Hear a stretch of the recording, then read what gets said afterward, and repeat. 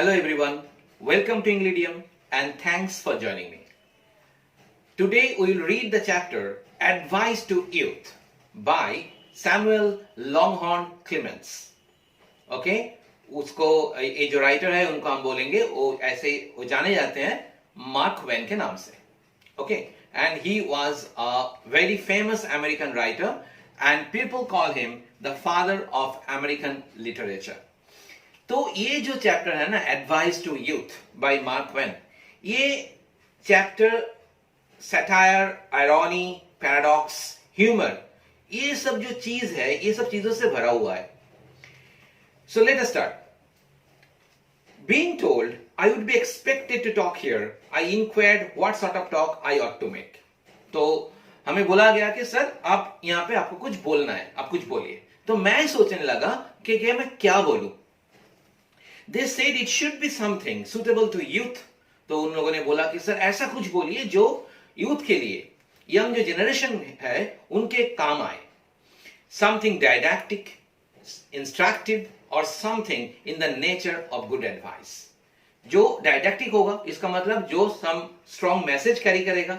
Instructive और something in the nature of good advice, जो लोगों को लगे कि ये गुड एडवाइस है, सर आप ऐसा कुछ बोलिए.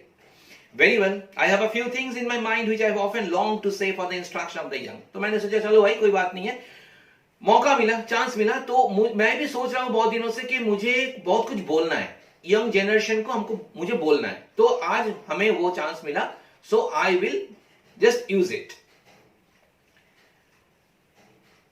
For it is one's tender early years that such things will best take root and be most enduring and most valuable.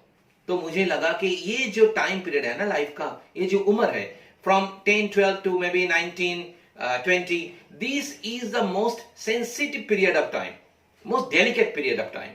And इस टाइम में क्या होता है, if you learn good things you will be a good human being, and if you learn bad things, the things which are not appropriate, okay, you will have a very tough future, maybe a dark future. तो mark when को लगा कि चलो भाई आज हमें मौका मिला कुछ बोलने के लिए और हम वो ही बोलेंगे जो यूथ के काम आए. I will say to you my young friends and I say it beseechingly, urgingly. तो चलो आज हम बोलेंगे beseechingly, इसका मतलब beseeching का मतलब है विनम्रता के साथ, and urgingly मतलब आग्रह. ओके, तो देखो ये जो चैप्टर है ना, ये it is full of paradox. And what is paradox? Paradox is something, a line which is contradictory, which doesn't support each other. लेकिन यहाँ पे मार्क वेन ने बहुत ही बारीकी से ये स्टूडेंट्स लोगों को, जो यंग जनरेशन जो है उनको समझाए हैं. ओके, इन अ पैराडॉक्सिकल वे, जहां पे कंट्राडिक्शन है, जहां पे आयरनी है, जहां पे ह्यूमर है. लेकिन हमको यहां से क्या करना है, हमें जो यहाँ पे जो सही लाइंस जो है, सही बात जो है उसको पकड़ना है, उसको सीखना है. Always obey your parents when they are present. This is the best policy in the long run, because if you don't, they will make you. अगर पेरेंट्स लोग साथ में हैं तो वो जो बोल रहे हैं उसे सुनो, उसे मानो. अगर तुम नहीं मानोगे या नहीं सुनोगे तो वो लोग तुमसे वो काम करवा लेंगे या तुमको मनवा लेंगे वो काम करने के लिए. Most parents think they know better than you do, and you can generally make more by humoring their superstition than you can by acting on your own better judgment. तो तुम्हें क्या करना है, देखो पेरेंट्स लोग ये सोचते हैं कि वो लोग हमसे और जो तुम लोग जो हो यंग जनरेशन जो तुमसे वो लोग ज्यादा जानते हैं. हाँ, ये फैक्ट है क्योंकि वो लोग एक्सपीरियंस्ड है. जिस टाइम पे अब तुम गुजर रहे हो वो लोग उस टाइम को ऑलरेडी एक्सपीरियंस किया लाइफ में. So they know what is wrong and what is right. तो पेरेंट्स लोगों को ये लगता है कि वो लोग ज्यादा जानते हैं और वो जो बोलते हैं हम यंग जनरेशन के लिए, बच्चों के लिए, वो सही बोलते हैं. लेकिन हर टाइम में ऐसा नहीं होता.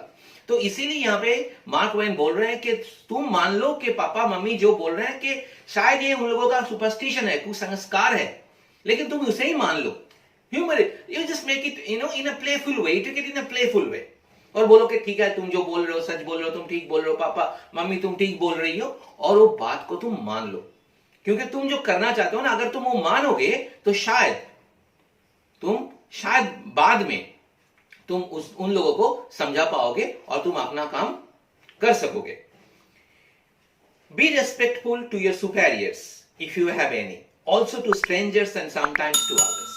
जो लोग तुमसे सुपेरियर्स है, जो लोग स्ट्रेंजर है, जो तुम जानते भी नहीं हो, उनको रेस्पेक्ट करना सीखो.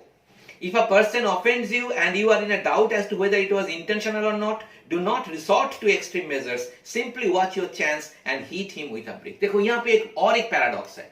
यहाँ पे मार्क ट्वेन बोल रहे हैं कि अगर किसी ने तुम्हें कोई चोट पहुंचाया, किसी ने तुमको हर्ट किया, तो तुम उसी वक्त, उसी टाइम में रिटेलिएट मत करो. अपना टाइम लो, सोचो. अगर तुम्हें लगे कि ये आदमी जो है इंटेंशनली ये काम किया है, तो तुम एक काम करो, तुम्हारे भी मौका आएगा, चांस आएगा. तुमको क्या करना है कि ईंटा लेके, ब्रिक लेके उसको मारना है. क्या मार्क ट्वेन ये बोलना चाहते हैं कि revenge is the best policy? Definitely not. वो बोल रहे हैं कि तुम टाइम लो, तुम सोचो. अगर तुमको लगा कि ये आदमी इंटेंशनली किया है, तो शायद तुम एक काम कर सकते हो, तुम ईंटा लेके उसको मार सकते हो. लेकिन ये कोई प्रोसेस नहीं है. That will be sufficient. If you shall find that he had not intended any offense, come out frankly and confess yourself in the wrong when you struck him. Acknowledge it like a man and say you didn't mean to. लेकिन अगर बाद में तुम्हें ऐसा लगे कि ये जो चोट जो उन्होंने पहुंचाया था, जो हार्ट तुम्हें उन्होंने किया था, शायद वो इंटेंशनल नहीं था, ये हो गया था किसी तरह से, अनइंटेंशनली, अनविलिंगली ये हो गया था, तो तुम्हें क्या करना है? क्योंकि तुम तो ऑलरेडी ईंटा लेके उसको मार चुके हो, तो तुमको क्या करना है? तुम आके भाई सीधे सामने खड़े हो जाओ उसका और बोलो कि आई एम सॉरी, मुझे ऐसा करना नहीं चाहिए था, मुझसे गलती हो गई. This is the sign of a perfect man. Sorry बोलना सीखो. ओके, हर टाइम में, हर वक्त में अपना जो ईगो है उसको इतना इंपॉर्टेंस मत दो. Yes, always avoid violence. In this age of charity and kindliness, the time has gone by for such things. और वायलेंस जो है ना, हिंसा जो है, इसको छोड़ो. क्योंकि अभी तुम लोगों का जो उम्र है, ये चैरिटी के लिए, दान के लिए है. काइंडलीनेस, इसका मतलब है जो नेकी है, जो अच्छा जो व्यवहार है, उसे सीखो. ये वायलेंस का टाइम नहीं है. Leave dynamite to the low and unrefined. Low and unrefined का मतलब जो लोग अनपढ़ है, जिन लोगों को यह समझ में नहीं आता कि लड़ाई करने से, किसी से झगड़ने से कुछ भी नहीं हासिल होता, तो उन लोगों के लिए डायनामाइट तुम छोड़ दो. हमको पता है कि डायनामाइट क्या होता है. इट्स अ काइंड ऑफ विस्फोटक. डायनामाइट अगर एक्सप्लोड कहीं पे करेगा तो शायद बहुत सारे डिस्ट्रक्शन भी हो सकता है. तो इसीलिए यहां पे मार्क ट्वेन बोल रहे हैं कि भाई डायनामाइट उन लोगों के लिए है जो लोग अनपढ़ हैं, जो लोग ये सोचते हैं कि लड़ाई करने से, किसी को मारने से और किसी को मरवाने से हमें थोड़ा सुकून जो है वो मिलता है, और maybe we will happy. It's not like that. Life is not about fighting and killing. तो ये भी एक पैराडॉक्स है जहां पे मार्क ट्वेन ये बोल रहे हैं कि अगर तुम्हें किसी ने चोट पहुंचाया तो तुम टाइम लो, तुम सोचो कि इंटेंशनल है या अनइंटेंशनल है. अगर तुम्हें लगे कि वो लोग जिसने तुम्हें हर्ट किया, तुमको दुख दिया, वो अनइंटेंशनल था, तो तुम एक काम करो, तुम जाके सॉरी बोल दो. क्योंकि तुम तो ऑलरेडी रिवेंज ले चुके हो, और रिवेंज लेना हर वक्त में कोई ऐसा सजेशन भी नहीं है, ऐसा वे भी नहीं है कि हर एक्शन के जो रिएक्शन होता है वो हम रिवेंज से दे, अगर वो एक्शन मेरे अगेंस्ट में जाए तो. देखो ये पैराडॉक्स, ये जो है ना, ये पूरा जो है स्टोरी, ये जो स्पीच जो है, ये पैराडॉक्स ही है, और सटायर भी है, ह्यूमर है. ये मैं एक एग्जांपल दे रहा हूं. शायद देखो, एक आदमी जो सिगरेट पीता है, दिन में शायद वो 10-15 सिगरेट वो पी लेता है. अगर वो आदमी किसी को बोलेगा कि भाई तू सिगरेट मत पी, इट्स इंजूरियस टू हेल्थ, क्या जिसको वो बोल रहा है वो सुनेगा? नहीं सुनेगा, क्योंकि जो बोल रहा है तो खुद पीता है. Go to bed early, get up early. This is why some authorities say get up with the sun, some say get up with one thing, others with another. तो जल्दी उठो. Early to bed and early to rise makes a man healthy, wealthy and wise. लेकिन ये जो सोच है ना, तो बहुत सारे लोग ऐसे सोचते हैं कि ये क्या जरूरी है जिंदगी में हेल्दी होने के लिए, वेल्दी होने के लिए, वाइज होने के लिए सुबह में जल्दी उठना पड़े? नहीं, ऐसा नहीं है। लेकिन हम सोचते हैं कि हाँ भाई, जो लोग अर्ली राइजर है, maybe surely they are having some extra benefits of life, but a lark is really the best thing to get up with. अगर उठना है तो लार्क के साथ उठो। ये लार्क एक पंछी है, अ लिटिल ब्राउनिश बर्ड। ये पंछी है, ये बहुत जल्दी उठ जाती है। तो ज्यादातर जो बर्ड्स, जो पंछी है, they do the same, they all are early riser. तो यहाँ पे मार्क ट्वेन बोल रहे हैं कि एक लार्क के साथ तुम उठो जाते। इसमें क्या होगा, अगर तुम लार्क के साथ उठोगे सुबह में, तो शायद लोग ये बोलेंगे कि देखो ये कितने जल्दी सुबह उठ जाते हैं, क्योंकि लार्क तो जल्दी उठती है। And if you get the right kind of lark and work at him right, you can easily train him to get up at 9:30 every time. It's no trick at all.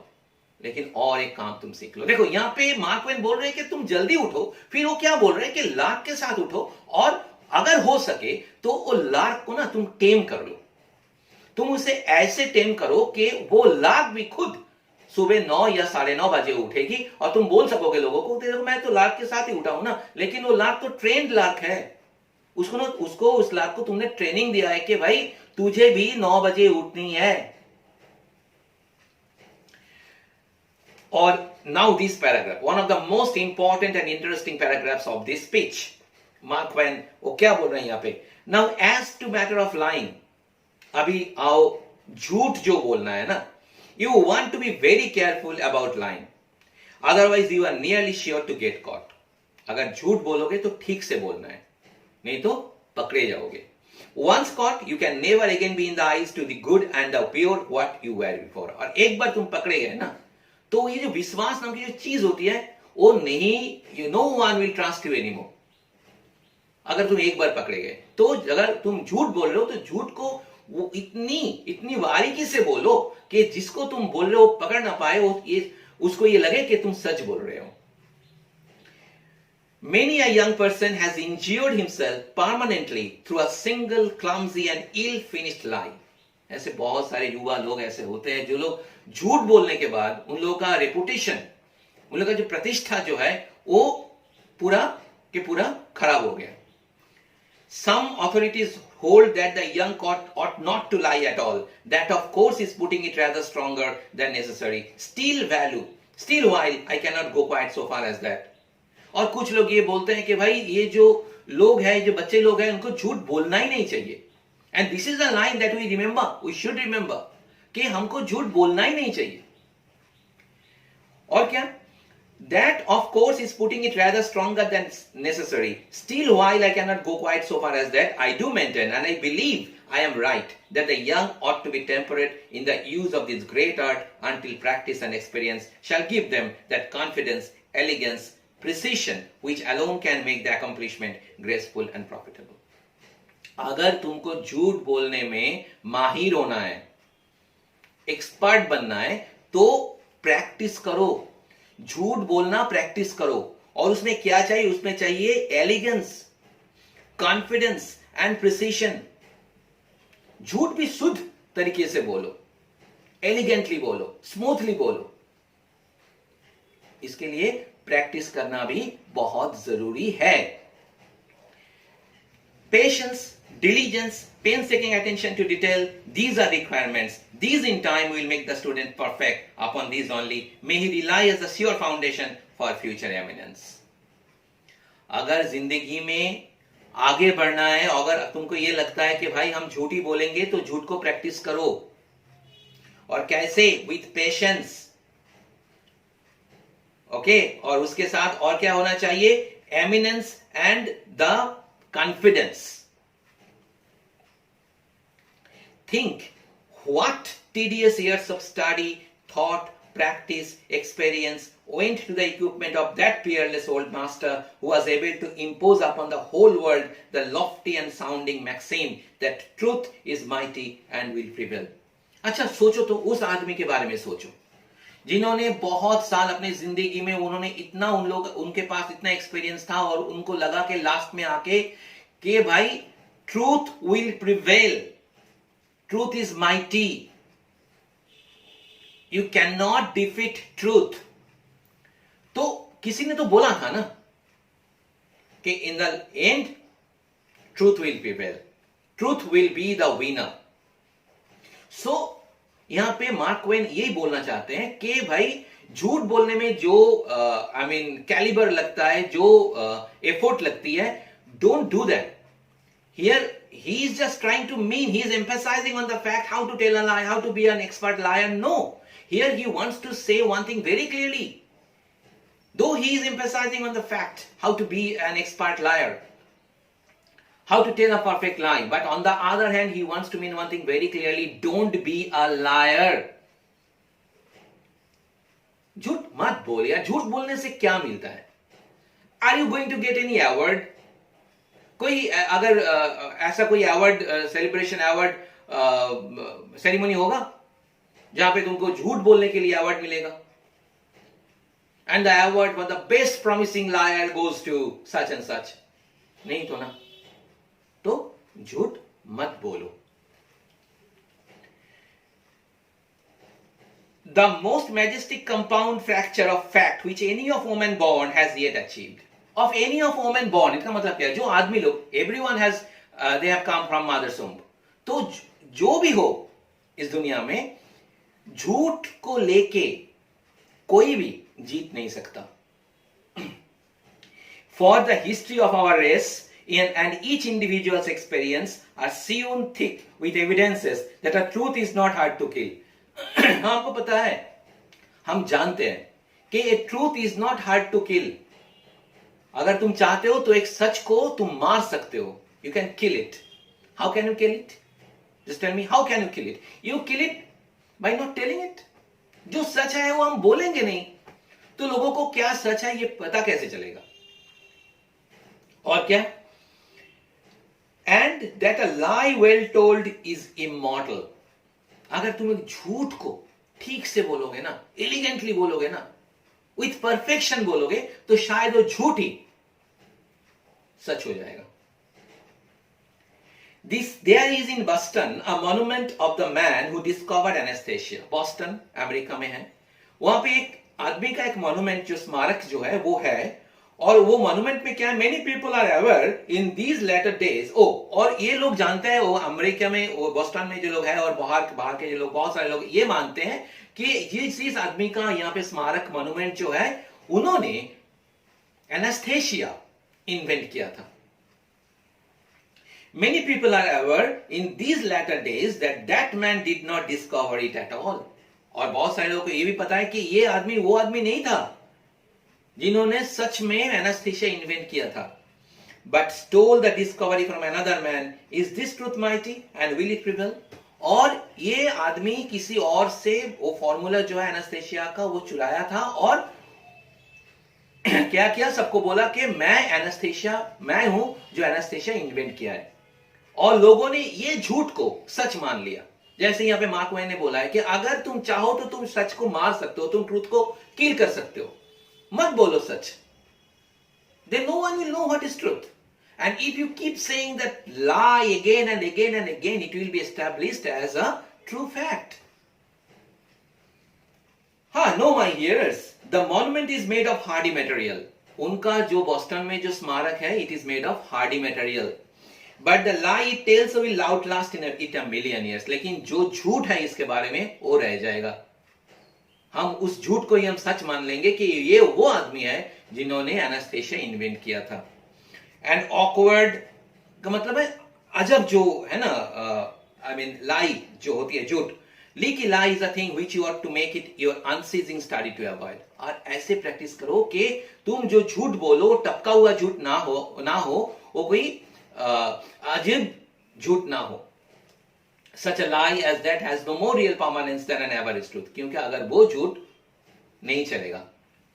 Why you might as well tell the truth at once and be done with it. एक बार सच बोल दो और सच की राह में चलो. A feeble, stupid, preposterous lie will not live 2 years. एक बुद्धू जैसा अद्भुत झूठ ज्यादा दिन तक नहीं चलेगा. Except it be a slander upon somebody. अगर किसी को डिफेम करना है, किसके बारे में बुरा बोलना है, तो ठीक है. वो लोग तो it's human instinct. When you say something bad about someone, people catch it so quickly. And when you say something true about someone, people become critic. They start thinking and judging, is it really a fact, a true fact? अगर झूठ बोल दो ना तो वो लोग संग संग उसे विश्वास कर लेते हैं. It is indestructible. Then of course, but that is no merit of yours. A final word. Begin your practice of this gracious and beautiful art. Early begin now. अगर तुमको झूठ बोलना है तो एक काम करो, अभी से झूठ बोलना स्टार्ट कर दो, प्रैक्टिस करना स्टार्ट कर दो. If I had begun earlier I could have learned how. अगर हम पहले से झूठ बोलना स्टार्ट करते तो शायद आज हम बहुत बड़े फेमस झूठा आदमी बन जाते. लेकिन मैंने ऐसा नहीं किया. तो ये लाइन को, ये जो लाइन है ना इस पैराग्राफ का, इसको पकड़ना है, इसको कैच करना है कि राइटर के यहां पे मार्क ट्वेन क्या बोल रहे हैं कि मैंने ऐसा नहीं सीखा. मुझे पता है कि झूठ बोलने के लिए कितने सारे प्रैक्टिस करना पड़ता है, लेकिन मैंने ऐसा नहीं सोचा क्योंकि I always trusted in the power of truth. Never handle fire arms carelessly. Fire arms का मतलब जो वेपन्स जो है ना, बंदूकें ये सब वगैरह, हाँ, आग्नेयास्त्र जो हम बोलते हैं. The sorrow and suffering that have been caused through the innocent but heedless handling of firearms by the young. इतने सारे बैटल्स हुई है, इतने सारे war due to the firearms only.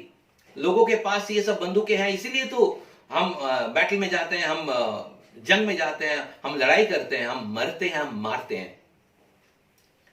Only 4 days ago, right in the next farmhouse to the one where I am spending the summer, a grandmother, old and grey and sweet, one of the loveliest spirits in the land, was sitting at her work. कुछ दिन पहले, 4 दिन पहले, एक मैं जहां पे रहता हूं वहां पास में एक और एक फार्म हाउस है, तो वहां पे एक ग्रैंडमा रहती है अपने पोते के साथ, और she is the sweetest creature on earth. All the grandmas are. हाँ, हमको पता है कि अगर भाई ये ग्रैंड पेरेंट्स है इसीलिए तो हम इतने सेफ हैं. जब भी मामा पापा डांटते हैं और मम्मी डांटती है तो हम क्या करते हैं, दौड़ के चले जाते हैं कि दादी बचाओ, नानी बचाओ, दादा बचाओ, नाना बचाओ. ये हम करते हैं क्योंकि हमको पता है कि अगर वो लोग रहेंगे ना तो मम्मी पापा हमें कुछ नहीं कर सकेंगे, कुछ नहीं बोल सकेंगे.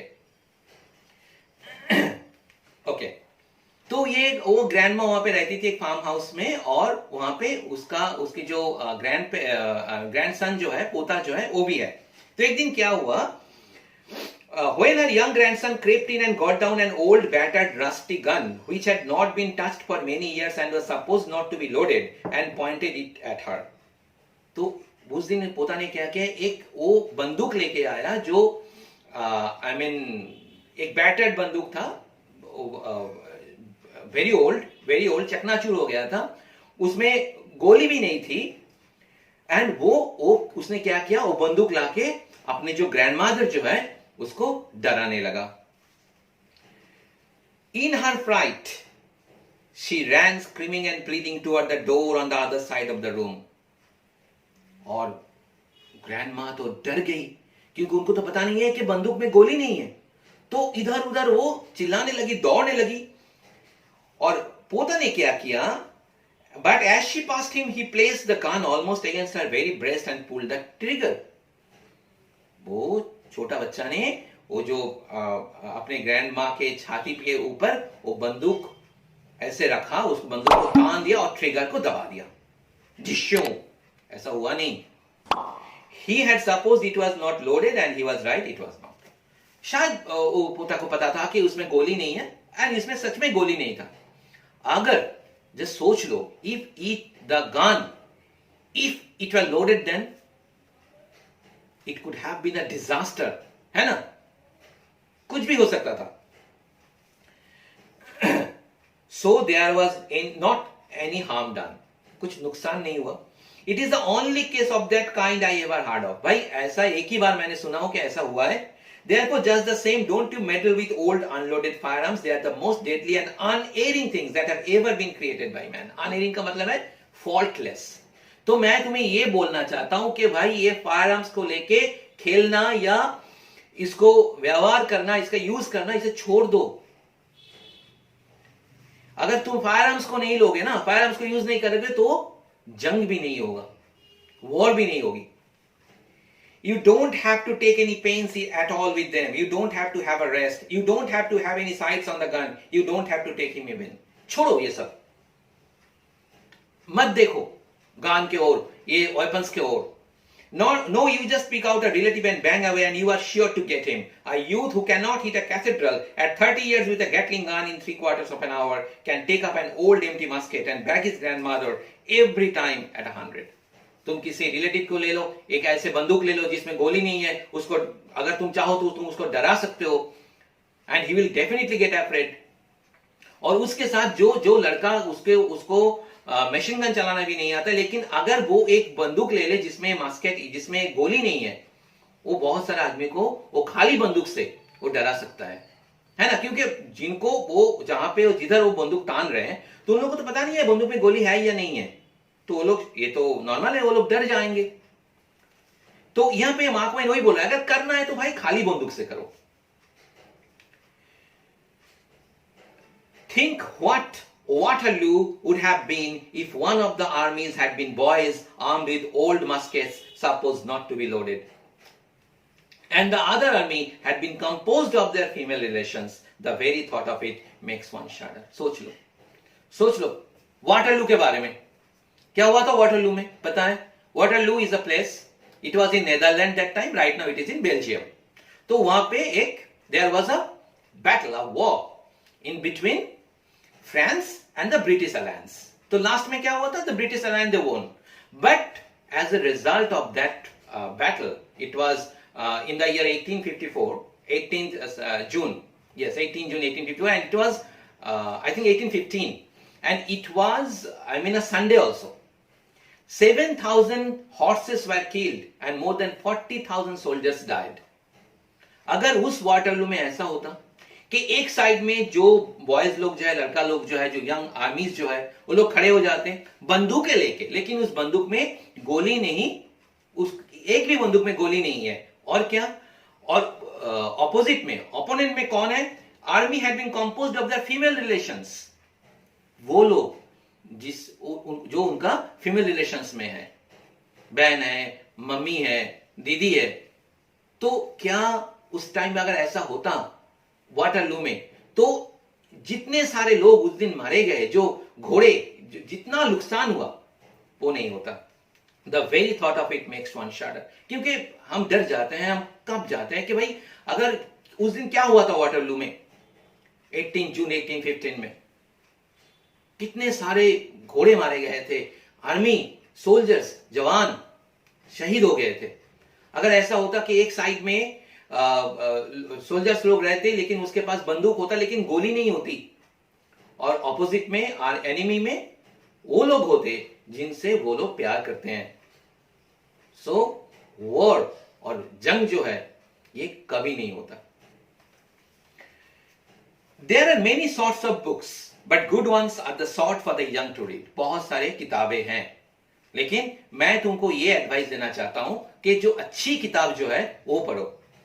Remember that they are a great and inestimable and unspeakable means of improvement. अगर तुम अच्छी किताब जो है वो पढ़ोगे तो उसमें क्या होगा? You will be a wise man. You will be a fine human being.